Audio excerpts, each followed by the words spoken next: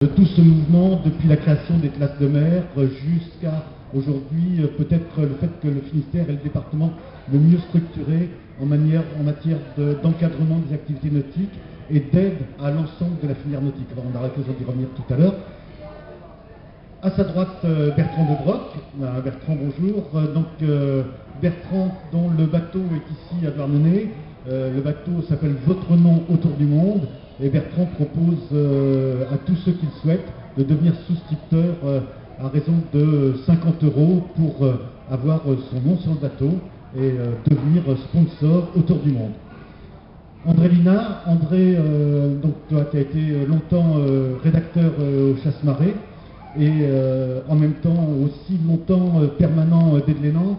Je pense que si on parle de la démocratisation de la voile et si on parle de la voile pour tous, on ne peut pas occulter le rôle majeur qu'ont joué les Glénans dans ce démarrage. Et puis Jean-Jacques Girard, c'est à cause de lui que tout a commencé, enfin pas à cause de lui-même directement, mais président de l'AS Vaurien. Jean-Jacques, on va peut-être commencer par vous. Finalement, le Vaurien, c'est le premier vrai bateau démocratique qui existe en France. Si on s'en réfère effectivement au terme de démocratie, je crois que ça n'est pas faux. Je ne sais pas exactement l'étymologie du mot démocratie, mais ça veut dire probablement quelque chose comme accès au plus grand nombre, il y a des chances. Et à partir de là, toutes les déclinaisons, bien entendu, sont possibles. Ça peut être quoi? Ça peut être l'accès au confort, l'électroménager par exemple, l'accès au luxe. Et en disant ça, on peut presque aborder le sujet. La création du Vaurien, c'est effectivement un acte démocratique, puisque ça a permis à une multitude de personnes d'accéder à cette espèce de rêve qui est de naviguer. Le Vaurien est loin, je crois, très loin d'avoir été la première série de dériveurs connue.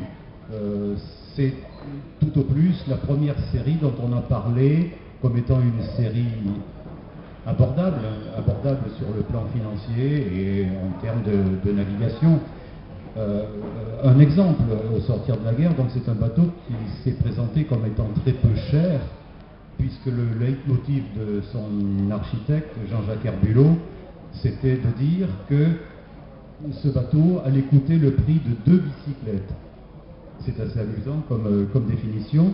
Mais si on va un petit peu plus loin dans la démarche de Jean-Jacques Herbulot, on voit un petit peu qu'on est tout à fait dans le sujet en rappelant qu'il a conçu les plans en 1951 de telle façon qu'il y avait le moins de pertes possibles dans les feuilles de contreplaqué. Ça aussi, c'est une démarche qui est tout à fait significative. À tel point que certains ont pu dire, je ne sais pas si c'est vrai, on a attribué ça à Éric Tabarly, et que le Vaurien avait mis la France sur l'eau. C'est peut-être un petit peu prétentieux, un petit peu exagéré, mais je crois que ça n'est pas totalement faux. Effectivement, à partir de l'existence du Vaurien en 1952, enfin les pré-séries en 1952, effectivement, on a pu voir beaucoup plus de dériveurs sur les plans d'eau. Alors Bertrand, toi du Vaurien, tu as eu l'occasion d'en faire. T'as régaté en Vaurien, et tu disais que même déjà à l'époque, les gars, quand ils avaient un Vaurien, comme n'importe quel coureur d'aujourd'hui, il fallait qu'ils bidouillent. Il y a eu, quand j'ai commencé le Vaurien, il y avait déjà, dans le secteur où j'habite, c'est-à-dire Sainte-Marie-de-Bénodet, il y avait une 25 Vauriens qui naviguaient pratiquement tous les jours, l'été, même au printemps. Et pendant l'hiver, c'était le bricolage à l'époque pour essayer de rendre son Vaurien un peu plus performant que le voisin, parce que c'est des bateaux comme aujourd'hui en Figaro par exemple, c'est des monotypes, on a tous le même bateau.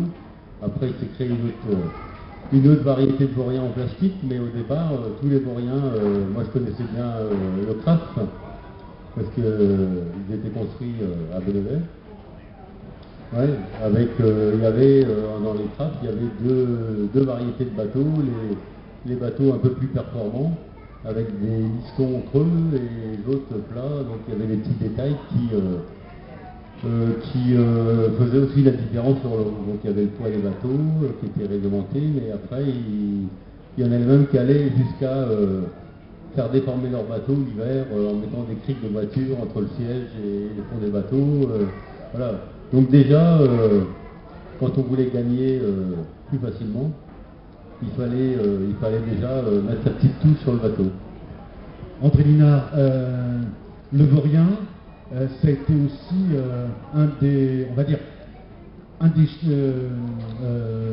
une des flèches de bataille du centre nautique d'Aiglénan, parce que il y a quand même un paquet de stagiaires d'Aiglénan qui ont navigué sur le Vaurien.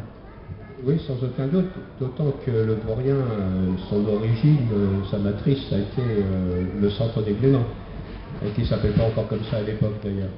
Et effectivement, c'est la collaboration étroite entre Jean-Jacques Herbulot et Philippe Vianet, qui était le fondateur avec sa femme du centre d'Aiglénan, qui ont conçu ce formidable bateau.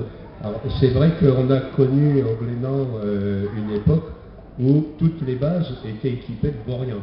On n'échappait pas ni à la Caravelle, ni au Vaurien.